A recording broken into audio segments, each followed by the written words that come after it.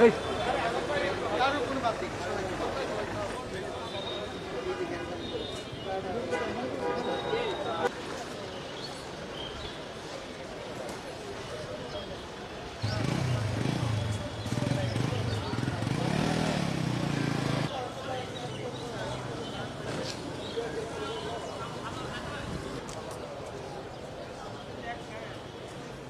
এক জায়গায় হলে বেরিয়ে ভালো লাগে।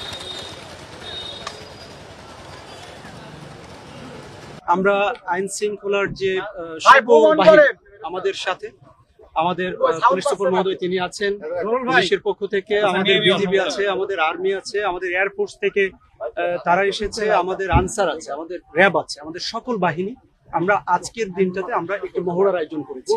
এবং এটি কেন করছি? এটা করছি 12 তারিখে যে আমাদের গণভোট এবং যে সংসদীয় যে নির্বাচন, সেই নির্বাচনের সর্বোচ্চ নিরাপত্তা কিভাবে কুষ্টিয়াবাসীর জন্য আমরা সৃষ্টি করতে পারি, আমরা এটা নিশ্চিত করতে পারি, তার জন্য আমাদের এই মহড়া আজকে চলবে।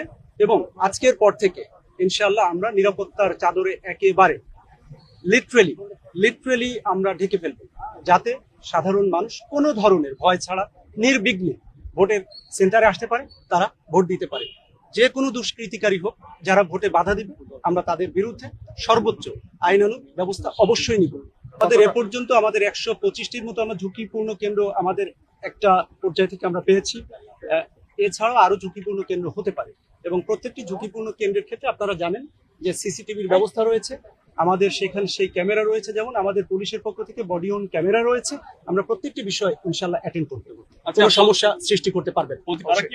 এটি খুব চমৎকার প্রশ্ন আপনি করেছেন। আপনি জানেন যে আমি যদি আমাদের এখান থেকে শুরু করি, যে আমাদের প্রত্যেকটি আসনে আমাদের এক্সিকিউটিভ ম্যাজিস্ট্রেট রয়েছে। এই ম্যাজিস্ট্রেটটা আমাদের সেনাবাহিনী, আমাদের বিজিবি, আমাদের র্যাব, আমাদের আনসার এবং আমাদের পুলিশের 60টির মতো মোবাইল টিম শুরু করেছে পুলিশের পক্ষ থেকে। এবং এছাড়াও তাদের স্ট্রাইকিং ফোর্স রয়েছে, আনসারের 12টি স্ট্রাইকিং ফোর্স রয়েছে, আমাদের র্যাবের এভাবে প্রত্যেকের আলাদা আলাদা করে। এমনকি আমাদের সেনাবাহিনীর পক্ষ থেকে 6টি ক্যাম্পকে তারা স্প্লিট করে নোডাল পয়েন্ট করেছে 18টি, অর্থাৎ 18টি স্ট্রাইকিং ফোর্সের মতো সেনাবাহিনীও কিন্তু আমাদের সাথে থাকছে। সুতরাং মানুষের যদি কোনো সমস্যা হয়, সে প্রত্যেকটি সমস্যা আমরা অ্যাটেন্ড করতে পারবো বলে আমরা বিশ্বাস করি এবং এটাই ঘটবে ইনশাআল্লাহ। আমরা অবশ্যই প্রত্যেকটি সমস্যা আমরা